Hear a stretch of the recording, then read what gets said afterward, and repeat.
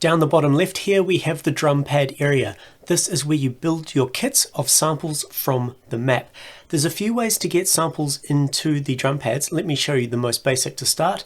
When I find a sample I like, say this one here, I click with the left mouse button and drag it down into a pad and let go. It's populated that pad and now I can click it to play it. You'll notice it says snare down the bottom, and as I hover over the other pads we get categories underneath. So this is when we click on new kit. Atlas is going to populate all of these pads with sounds in the category of what the pad is. So let's click on new kit and you'll see we've got a whole bunch of samples. We have kick, snare, clap, hi-hat, open, shaker, etc. And every time we click on new kit, it's going to populate based on that category. We can change the category with this drop-down menu. We have a native mode, which is for NI machine, the finger drummer mode, which is for people who are used to finger drummer templates, and a general MIDI template. But let's keep it on default. Now this is ready to be played either with an external device or a sequencer. I'm going to quickly open the sequencer and just find a new sequence by clicking on new sequence.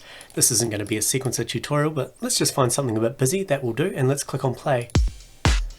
We'll close down the sequencer. Now as I click on new kit, it will continue to update all of the drum pads with samples relevant to what their category is.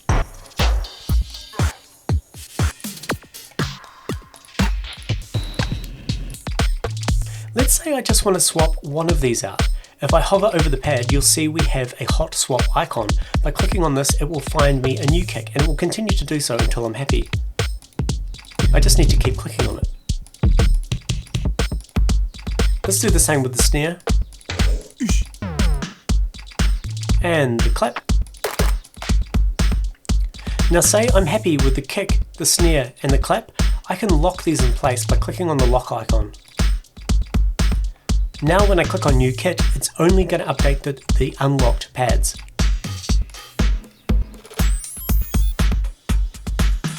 Another thing we can do is right click to mute.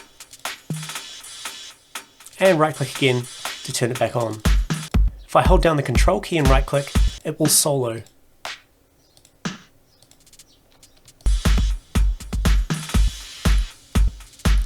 If we want to swap two samples around, it's as simple as clicking and dragging it to another pad. It will flip those two, so it's put the previous sample into the new pad and vice versa. We can swap them around like so. If we want to drag and drop and make a duplicate copy, we hold down the Alt key and it will copy that across all of the pads. But let's go back to new kit. Another thing we can do is select multiple clips by holding down the Shift key. I'm clicking on the top left one here, I'm holding down Shift and I'm going to click here.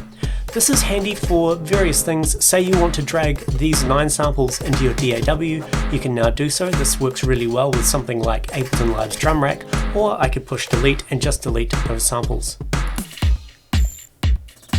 Down the bottom here we can change the size of the drum pad area. We can have a 1x8 or a 2x8, all the way up to 8x8, which is 64 separate pads. Now if I go new kit here, it's going to populate them all. We also have a couple of options for the Launchpad in Ableton and a Launchpad generic.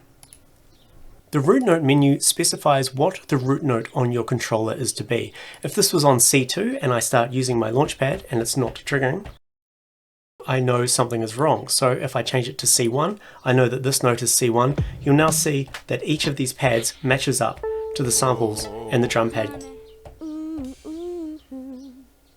We have this option here, which is select drum on MIDI trigger. When this is off, when I play a drum, it's not going to select the drum. It's going to keep this one selected, which I currently have, which is the crash.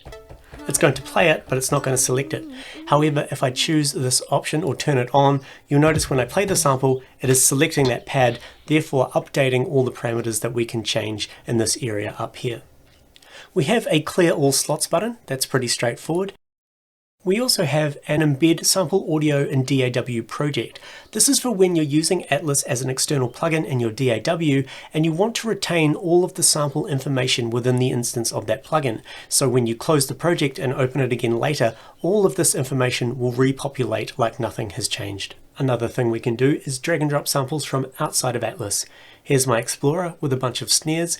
I'm going to drag one of these onto a drum pad and it's ready to play straight away. It's also analyzed the sample and figured out the category, in this case a snare. Finally, when you're in 8x8 mode, you'll notice that the hot swap and lock icons have gone when you hover over a pad. That's because they've been relocated up here in the sample parameter area to save screen space. We have lock and swap sample.